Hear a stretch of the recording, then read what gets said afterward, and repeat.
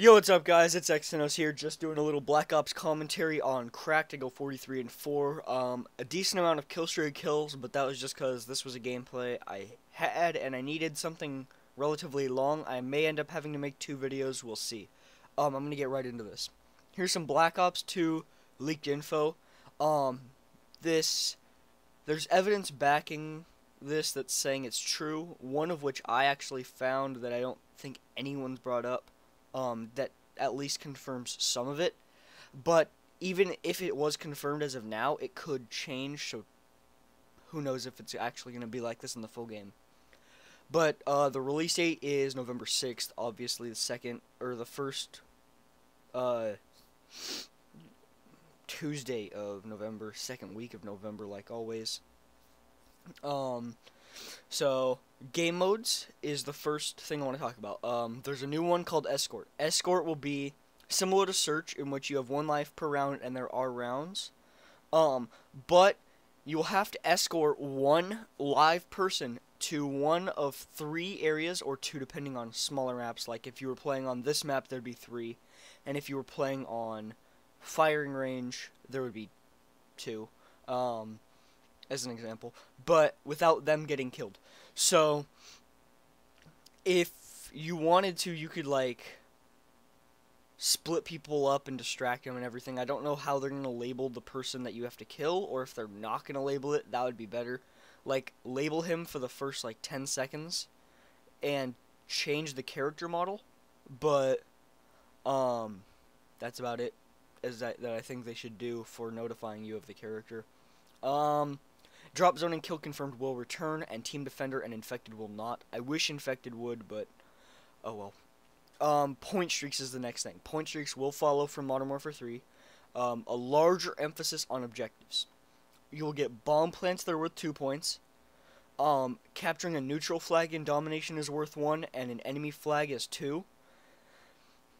Flag assist capture is worth 1, and a capture is 2. So if you're playing Capture the Flag, and you bring the flag halfway, and you die, or someone else brings it halfway and they die, and you bring it back, like, if you do part of the work and they do part of the work, you'll get 1 point, they'll get 1 point, instead of both of you getting 2 points.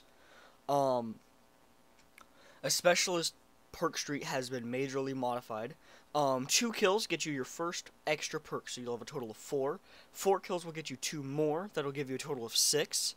6th kill will give you 3 more, total of 9, and 8th kill will give you 4 more, total of 13, which if you're not going for a Moab, then in Modern Warfare 3, there's only a need for 13 out of the 15 perks, because you don't need Overkill, and you don't need Hardline.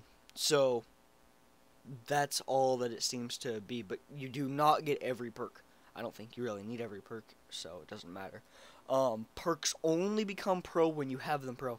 For those that don't know, when you get a Specialist bonus, you actually get all the pro perks. I didn't know this, but XJaw's commentary said that you do, and it's been like this, so, RCXD will not return, thank you. Heat Vision is a new point streak reward. When you get the point streak, you can activate it. Your player pulls out a scope, puts it on your gun. The scope's advantage, it allows you to detect enemies through walls. And while that sounds sort of ridiculous, if you think about it, it's sort of a good idea, especially with what David Vonderhaar tweeted. David Vonderhaar previously tweeted that he would like a way to wallbang campers. And I will display that tweet right about now. So yeah, we'll see if that ends up staying or not. Scope can only be attached to primaries and not shotguns. So shotguns are primaries again. We got item packages. They require 5 points. They fall alongside care packages and airdrop traps. And they only can include ammo, minigun, grenade launcher, rocket launcher, and body armor. There's nothing else you could get from it. So you have a higher chance of getting a death machine if you use this, but you can still get ammo all the time. Prestiges have been majorly changed. This is one of the biggest actual changes we've seen to Prestige since they were introduced. There will be 15 Prestiges, 50 ranks for the first Prestige, and every 2 Prestiges there's a 5 rank increase. The final prestige has 90 levels. So you could see a progressive unlock where not just does the amount of prestiges increase, but you actually get more stuff every prestige, or every other prestige. Elite has been fully integrated into Black Ops with Elite 2.0. The combat record has been modified and renamed as Elite Stats. There will be a specific lobby for clan matches, and clan tournaments can now be implemented in the game without them having to do specific stuff on the Elite website. So they're focusing more on Elite being game related and not computer related. There is no Moab and no nuke, no last stand, no death streaks. All of which, well, the no nuke, last stand, or death streaks is good. The Moab, I don't know. I don't get Moab that often because usually when I play with someone that gets the Moabs. So, but you know, and then no flamethrower attachment. Don't think that was too big of a deal, but why should they code it into the new game? Map design will follow Black Ops and not Modern Warfare 3. I don't know if this is good or bad. I like how the pace of Modern Warfare 3 sometimes, but I don't know. I just always felt Black Ops was a little more fun.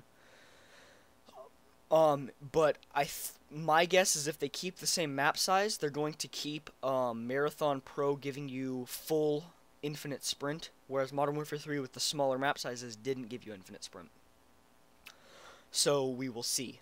And I think the last thing I'm going to talk about for this video is sniper rifles. Now, sniper rifle usage has improved. What that most likely means is the rumored perk speed will, or the perk that aims down sight, which is currently rumored to be called speed, will aim your, what's it called? Fuck, I'm stupid. Sniper down sights faster. So you'll be able to quickscope like normal. But the counter for this, people always say it's become way too easy to snipe. Well, they just made it harder.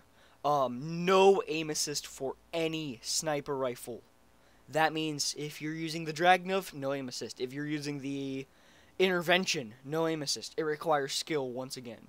And there's less sway. So when you scope in, there's going to be less sway, but when you're hard scoping, there's less sway. But with no aim assist, you sort of need it. The next video, I'll talk about customization hardcore, the new perk system, and combat training. That's all, you guys. Goodbye. Also, I forgot to say, if you guys like info like this, I plan on bringing a lot of gaming news to my channel, so don't forget to subscribe.